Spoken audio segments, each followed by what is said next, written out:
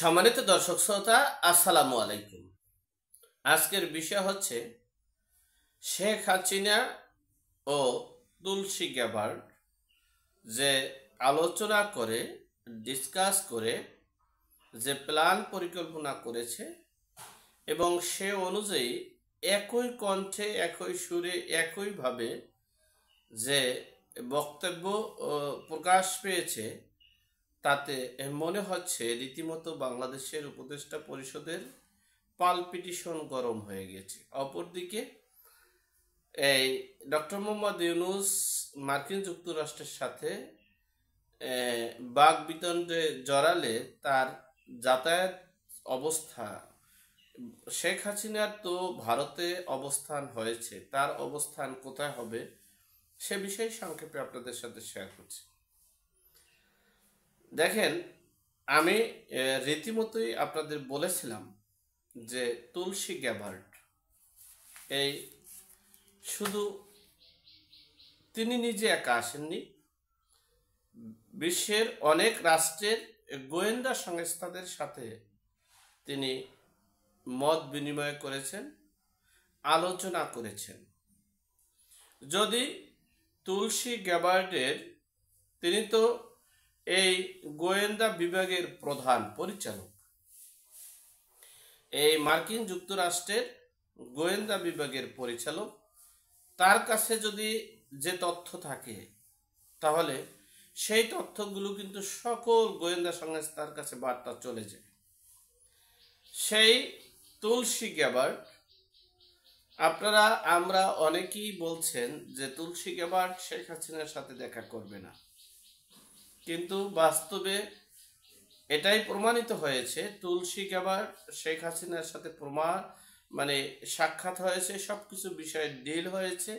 তার কথায় শেখ হাসিনা যেভাবে, যে টনে কথা বলে, ঠিক সেই টনে, সেই ভাষায় এই তুলসী গ্যাবার্ড কথা বলেছে। আমি একটু আপনাদের পড়ে শুনাই, অল্প একটু।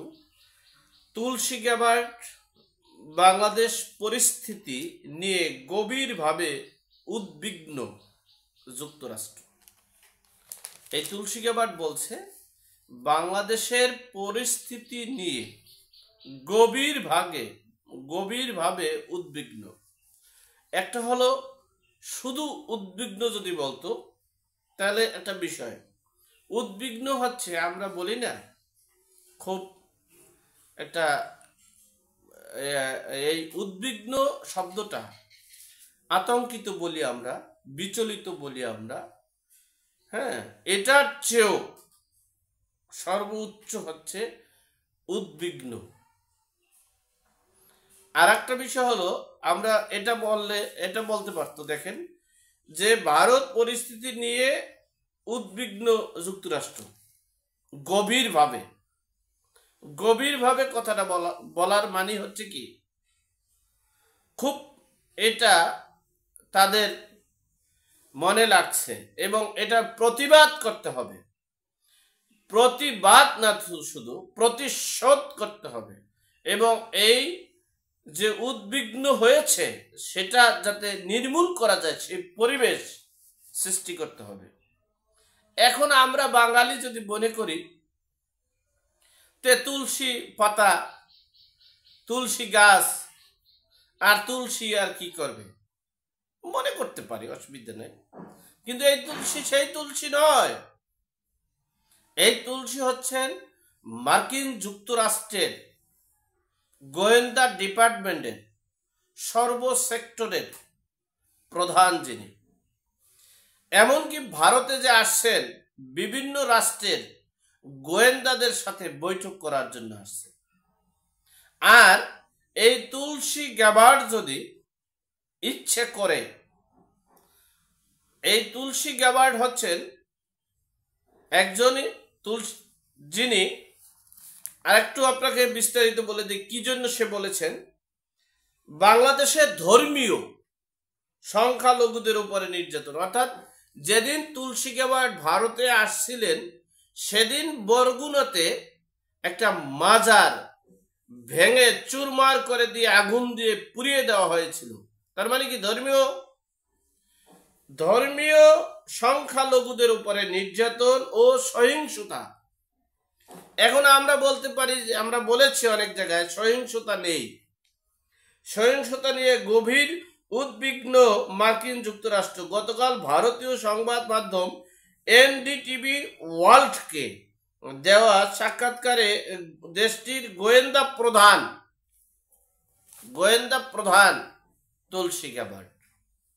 এখন আমরা বলেছি, আমরা মিডিয়ায় দেখাইছি যে আমাদের সহিংসতা হয়নি, কিন্তু বিশ্বের অনেক রাষ্ট্রে এবং বাংলাদেশে যেই সংগঠনটা আন্তর্জাতিক সংগঠন, এই দেশের সংগঠন নয়, এই হিজবুত তাহরির, আপনারা দেখেছেন এই হিজবুত তাহরির 4 থেকে 5,000 সদস্য নিয়ে, তাদের সেই সদস্যদের নিয়ে বাইতুল মোকাররম মসজিদে সামনে নামাজের পর তারা মিছিল বেরিয়েছিল। এটা কি সহিংসতা নয়? আবার এই হিজবুত তাহরিরদের নিয়ে জাতিসংঘ আমাদের প্রধান উপদেষ্টা ডক্টর মোহাম্মদ ইউনূসকে প্রশ্ন করা হয়েছিল, তিনি সে প্রশ্নের জবাব দেননি। তাহলে কি এই তুলসী গ্যাবার্ড কি ভুল বলেছে? আবার অপরদিকে এই হিজবুত তাহরির কি তাহলে নিষিদ্ধ সংগঠন নয় ডক্টর মোহাম্মদ ইউনূসের কাছে? ডক্টর মোহাম্মদ ইউনূস এই হিজবুত তাহরির সম্পর্কে সাংবাদিকের প্রশ্ন করায় তিনি এই প্রশ্নকে এড়িয়ে গিয়েছেন। তাহলে এটা তার কাছে বৈধ? এক। অপরদিকে তুলসী গ্যাবার্ড বলেছে সহিংসতা হচ্ছে না। আসলে এই হিজবুত তাহরির সংগঠনটাই হচ্ছে তৌহিদি মব জনতা। মব তৌহিদি জনতারই এটা, অর্থাৎ এটা আওয়ামী লীগ, বিএনপি, জামাতের সাথে দলের কমিটিতে তারা নেই, তারা হলো আসল কমিটিতে আছে। বিদেশে দেশের যত অকারেন্স হচ্ছে এই সদস্যদের মাধ্যমেই হচ্ছে, এটাই প্রমাণ করতে চেয়েছেন তুলসী গ্যাবার্ড। এখন এই ডক্টর মোহাম্মদ ইউনূস যেভাবে জড়িয়ে পড়তেছে এই মার্কিন যুক্তরাষ্ট্রের সাথে, এতে হিতে বিপরীত হওয়ার সম্ভাবনা বেশি। তাদের সাথে তারা বলতেছে, কিন্তু আপনি তাদেরকে প্রতিবাদ করবেন, প্রতিশোধ নেবেন, হুমকি দিবেন। এটা একটা কথা মনে রাখবেন, মার্কিন যুক্তরাষ্ট্রের সাথে বিভেদ বাজানোর কারণেই শেখ হাসিনার পতন হয়েছে। শেখ হাসিনা মার্কিন যুক্তরাষ্ট্রের সাথে আপোষ করেনি বিদেই শেখ হাসিনা ক্ষমতায় থাকতে পারেনি। তো ডক্টর মোহাম্মদ ইউনূস, আপনাকে বলছি, এই শেখ হাসিনা তো ভারতে গিয়ে থাকতে পারছে, আপনি যদি মার্কিন যুক্তরাষ্ট্রের সাথে টক্কর দিতে চান, বিশ্বের কোনো রাষ্ট্রে গিয়ে আপনি থাকতে পারবেন না। সুতরাং বুঝে শুনে পথ চলতে হবে। আপনি তুলসী গ্যাবার্ডের সাথে, ডোনাল্ড ট্রাম্পের সাথে যুদ্ধ করতে চান, বাহ। যাই হোক, সর্বোপরি কথা হচ্ছে, এই ডক্টর মোহাম্মদ ইউনূস সাহেবকে বলবো, আপনি আইন শৃঙ্খলা পরিস্থিতি নিয়ন্ত্রণ করতে চাইলে আপনি কিন্তু ধোঁয়াশার ভিতরে আছেন। এই হিজবুত তাহরির কাউকে কিন্তু এখনো আর ধরা হয়নি, আর সেই বিষয়টাকে আপনি ধামাচাপা দিয়ে রেখেছেন। এই জন্যই আপনার চরম খেসারত দিতে হবে। যাই হোক, সর্বোপরি কথা হচ্ছে, এখন শেখ হাসিনার কণ্ঠে কণ্ঠ মিলে তুলসী গ্যাবার্ড সামনের দিকে হাঁটছে। দেখা যাক কি করতে পারছে তারা। অপরদিকে আমি সর্ব সেক্টরে আমি আশঙ্কা করছি বাংলাদেশের অবস্থা সম্পর্কে, কারণ প্রতিদিন লুটপাট, নৈরাজ্য, চাঁদাবাজি, লুটপাট, নির্বিচারে হত্যা, গুম চলতেই আছে। সুতরাং দেশকে একটা স্থিতিশীল পরিবেশে রাখার জন্য অনুরোধ করছি। আল্লাহ আমাদের সকলের বিপদ আপদ বালা মুসিবত থেকে হেফাজত করুক। আমিন। আসসালামু আলাইকুম।